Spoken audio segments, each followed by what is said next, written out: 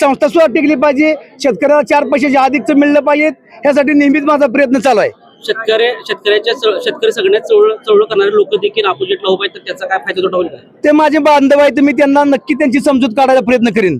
कारण त्यांनी सांगितलं की ते चळवळीचे नाही, कारखानदारांची चालली आहे.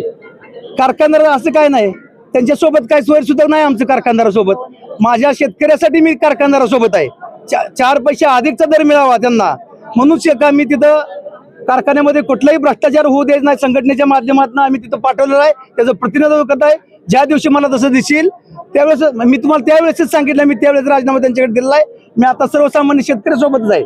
सर्वसामान्यांचा आणि शेतकऱ्यांचा परिषद आहे का तुम्हाला?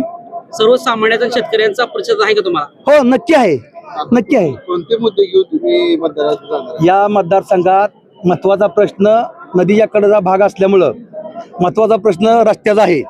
तर रस्त्याचा प्रश्न मी निवडणुकीच्या अगोदरच आमच्या कुटुंबानं सोडवण्याचा प्रयत्न चालू केलेला आहे.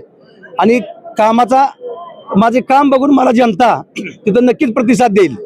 दुसरा राहिला विजेचा प्रश्न असतील, ॲडिशनल डेपीचा प्रश्न असतील, दुधाचा दराचा प्रश्न, ज्या वेळेस या मतदारसंघात किंवा या तालुक्यात, या जिल्ह्यात शेतकऱ्यावर ज्या वेळेस संकट येईल त्यावेळेस आम्ही बागल कुटुंब आणि स्वाभिमानी शेतकरी संघटना नक्की धावून जाईल.